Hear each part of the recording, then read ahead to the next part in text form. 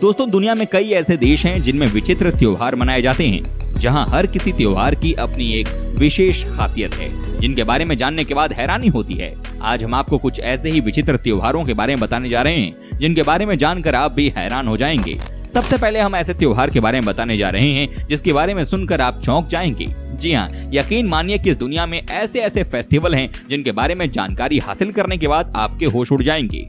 दोस्तों आपसे एक ही रिक्वेस्ट है कि इस वीडियो को आप अंत तक जरूर देखिएगा, क्योंकि आज का वीडियो बहुत ही मजेदार होने वाला है। तो चलिए शुरू करते हैं आज का नया episode. Mud festival south Korea. दोस्तों साउथ कोरिया में एक और अनोखा और मजेदार त्योहार मनाया जाता है, जिसमें कि लोग कीचड़ में नहाते हैं और खेलते हैं। ये त्योहार बोरयोंग शहर में हर साल जुलाई के महीने में मनाया जाता है, जो कि 2 हफ्तों तक चलता है। इसमें भाग लेने देश विदेश से लोग आते हैं, क्योंकि सभी कीचड़ में मौजूद प्राकृतिक गुणों का फायदा उठाना चाहते हैं। इस त्योहार से कुछ दिन पहले ट्रक भरकर कीचड़ को डैशॉन बीच पर भर दिया जाता है और त्योहार वाले दिन सभी लोग इसमें खेलते हैं, स्की करते हैं, कुश्ती करते हैं। असल में ये 1990 में प्रदेश में कीचड़ से बने पदार्थों को बढ़ावा देने के लिए शुरू किया गया था, पर लोगों को इसमें मजा आने लगा, तो आज भी लोग इसे मना रहे हैं। कहा जाता है कि इस फेस्टिवल की बात ही अलग होती है। सबसे ज्यादा युवा इस फेस्टिवल को एंजॉय करते हैं। अपनी गर्लफ्रेंड्स के साथ मस्ती करने का पूरा मौका मिलता है। जी हाँ, यहाँ पर कई बार इस फेस्टिवल में लड़की और लड़के एक दूसरे के कुछ ज्यादा ही नजदीक आ जाते हैं। वैसे इस फेस्टिवल को युवाओं का फेस्टिवल भी कहा जाता है। इस फेस्टिवल में दुनिया के कई देशों के लोग भी आते हैं और साउथ कोरिया में आकर इस त्योहार को मनाते हैं। हालांकि कई लोगों का मानना है कि इस फेस्टिवल की वजह से लोगों का स्वास्थ्य अच्छा रहता है, क्योंकि मिट्टी के साथ खेलना इंसान के लिए काफी अच्छा होता है। Monkey Buffett festival Thailand. ये त्योहार हर साल नवंबर महीने के अंतिम रविवार को थाईलैंड के सबसे पुराने गांवों में से एक लोपुरी मनाया जाता है।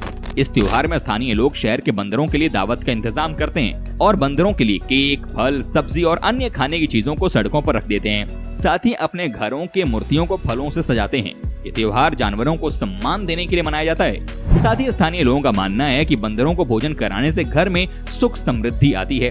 ये त्योहार लोपुरी गांव के पुराने खंडहरों में मनाया जाता है, क्योंकि शहर के सभी बंदर यही रहते हैं। माना जाता है कि इस फेस्टिवल में बंदरों की असली मौज होती है। जी हाँ, यहाँ का नजारा ही सबसे अलग होता है। इतना ही नहीं दोस्तों, कहा तो ये भी जाता है कि इस फेस्टिवल के लिए लाखों में डोनेशन आते हैं। यहाँ के लोगों का भी यही मानना है कि अगर जानवर खुश हों तो ये भी सालों भर खुश रहते हैं। वाकई में ये सच्चाई है। जानवरों को इस तरह से प्यार देने के लिए दुनिया में एक ही त्योहार है ये, नहीं तो किसी भी जानवर को कैसे परेशान करना है ये कोई चीन से सीखे। दोस्तों बढ़ते हैं हम अपने अगले त्योहार की तरफ। आप बस बने रहिए इस वीडियो के अंत तक हमारे साथ। हारो वाइन फेस्टिवल स्पेन। दोस्तों ये त्योहार, जिसे कि वाइन फाइट भी कहा जाता है, हर साल 28 से 30 जून तक स्पेन के हारो शहर में मनाया जाता है। जैसा कि इसके नाम से ही पता चलता है कि इस त्योहार में सभी लोग एक दूसरे पर वाइन फेंकते हैं।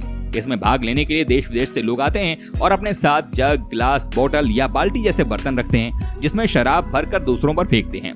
ये सुबह 7 बजे से ही शुरू हो जाता है और इसमें भाग लेने वाले ज्यादातर लोग सफेद कपड़े पहन कर आते हैं और दिन होने तक उस कपड़े का रंग गुलाबी हो जाता है। दिन तक वाइन फाइट तो खत्म हो जाती है, लेकिन उसके बाद भी लोगों के मनोरंजन के लिए बहुत से कार्यक्रम रखे जाते हैं। माना जाता है कि ये फेस्टिवल भी युवाओं के बीच में बहुत ज्यादा फेमस है। जी हाँ, सब आपस में खूब मस्ती करते हैं। आपको भी मौका मिले तो इस फेस्टिवल में हिस्सा ले सकते हैं, मजा आ जाएगा।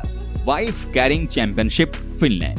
फ्रेंड्स, फिनलैंड में मनाया जाने वाला वाइफ कैरिंग चैंपियनशिप बहुत ही मजेदार त्योहार और खेल है, जो हर साल जुलाई के महीने में मनाया जाता है। इस खेल को खेलने का तरीका ये है कि आपको अपनी बीवी को पीठ पर उठाना है और दौड़ लगानी है, लेकिन ये दौड़ इतनी आसान नहीं होती। रास्ते पर कुछ रुकावटें और पानी को भी पार करना होता है। इस खेल के नियम में ये जरूरी नहीं है कि बीवी आपकी अपनी ही होनी चाहिए, कोई भी हो सकती है, जैसे आपकी पड़ोसी या मैदान पर मिली कोई लड़की। लेकिन खेल का नियम है कि मजा सभी भाग लेने वालों को आना चाहिए। इस खेल की सबसे खास बात यह है कि इस खेल में जीतने वाले को पुरस्कार मिलता है। इस खेल के विजेता को अपनी बीवी के भार जितना बियर इनाम दिया जाता है। मतलब आपकी बीवी जितनी मोटी होगी उतनी ज्यादा बियर आपको मिलेगी। ये एक ऐसा फेस्टिवल है जिसे जीतने के बाद आपको एहसास होगा कि मोटी बीवी होने का क्या मजा है। जी हाँ, तभी तो कहा जाता है कि फिनलैंड के लोग बहुत ही मजेदार होते हैं। यहाँ इस तरह के कई सारे फेस्टिवल मनाए जाते हैं। The twins day festivals, Twinsburg, Ohio. Friends, ये त्योहार हर साल अगस्त महीने के पहले हफ्ते में ट्विंसबर्ग, ओहियो में मनाया जाता है और ये 1976 से मनाया जा रहा है। इस त्योहार में भाग लेने के लिए ये जरूरी है कि आपका कोई जुड़वा भाई या बहन हो। इसमें भाग लेने के लिए देश दुनिया के जुड़वा भाई बहन पहुंचते हैं। इस त्योहार में सालाना सबसे ज्यादा जुड़वे लोग इकट्ठा होते हैं। त्योहार के दौरान जुड़वों के बहुत से खेल कराए जाते हैं, जिसमें दौड़, गोल्फ, टैलेंट शो इत्यादि शामिल हैं। इस त्योहार को देखने बहुत से लोग आते हैं। एक बार तो इस त्योहार के दौरान जुड़वा भाइयों का जुड़वा बहनों से प्यार हो गया, फिर उनकी शादी हो गई और उनके बच्चे भी जुड़वे हुए।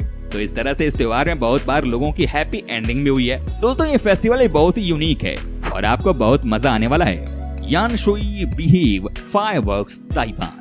दोस्तों ये त्योहार लूनर साल शुरू होने के 15 दिन बाद ताइवान के यानशुई शहर में मनाया जाता है। इसे दुनिया के सबसे खतरनाक त्योहारों में से एक भी कहा जाता है।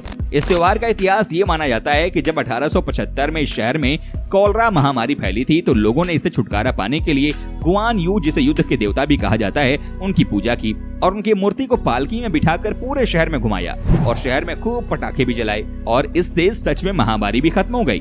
तभी से उसे त्योहार के रूप में हर साल मनाया जाने लगा और अभी तक मनाया जाता है।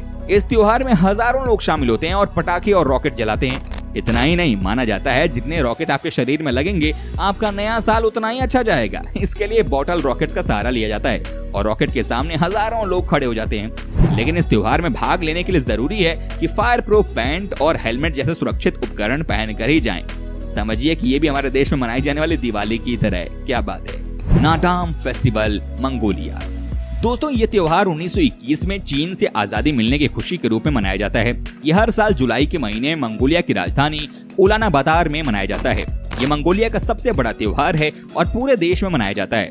इस त्योहार में मंगोलिया के 3 सबसे प्रमुख खेल घुड़सवारी, कुश्ती और तीरंदाजी को खेला जाता है, पर लड़कियां इन खेलों में भाग नहीं लेती। इन खेलों के अलावा भी बहुत सी प्रतियोगिताएं कराई जाती हैं जिसमें लड़कियां भी भाग लेती हैं। ये त्योहार बहुत हद तक मंगोलियन संस्कृति को भी दर्शाता है। इस त्योहार को देखने देश विदेश से लोग आते हैं। पूरे मंगोलिया के हर छोटे गांव में ये त्योहार मनाया जाता है। फास्टनेकेट बेसेल, स्विट्जरलैंड। दोस्तों ये त्योहार स्विट्जरलैंड का सबसे बड़ा त्योहार है और पूरे यूरोप में टॉप 50 त्योहारों में से एक है। ये हर साल फरवरी या मार्च के महीने में बेसिल शहर में मनाया जाता है। ये त्योहार बुधवार के बाद सोमवार की सुबह 4 बजे शुरू होता है और पूरे 72 घंटे तक चलता है, यानी कि वीरवार की सुबह 4 बजे खत्म होता है। सोमवार की सुबह 4 बजे शहर के हजारों लोग रंग बिरंगे पोशाक तथा चेहरे पर मास्क पहनते हैं, जिससे उनकी पहचान गुप्त रहती है। किसी को भी एक दूसरे का चेहरा देखने की अनुमति नहीं होती। फिर ये हजारों लोग शहर की गली गली में परेड करते हैं और पुराने समय से चले आ रहे त्योहारों के गानों को जोर जोर से गाते हैं। रास्ते में और भी मास्क लगाए हुए लोग जुड़ते जाते हैं और ये 72 घंटों तक चलता रहता है। ये फेस्टिवल भी बहुत ही मजेदार है। Battle of oranges, Ivrea, Italy. Friends ये त्योहार इटली के इवरिया शहर में हर साल फरवरी के महीने में 3 दिनों तक मनाया जाता है। ये एक बहुत ही मजेदार त्योहार है। इसमें शहर के लोग अपने साथ बहुत सारे संतरे लेकर आते हैं और एक दूसरे पर मारते हैं। बाहर के लोगों और दर्शकों को लाल टोपी पहनना पड़ता है, जिससे पता लगे कि वो इस खेल का हिस्सा नहीं है और इन पर संतरे नहीं मारने हैं। लेकिन कुछ समय बाद बहुत से संतरे दर्शकों को भी लगने लगते हैं, लेकिन दर्शक भी इसका भरपूर लुत्फ उठाते हैं। दोस्तों अपना ख्याल रखिएगा। मिलेंगे अगले एपिसोड में, तब तक के लिए take care and bye bye.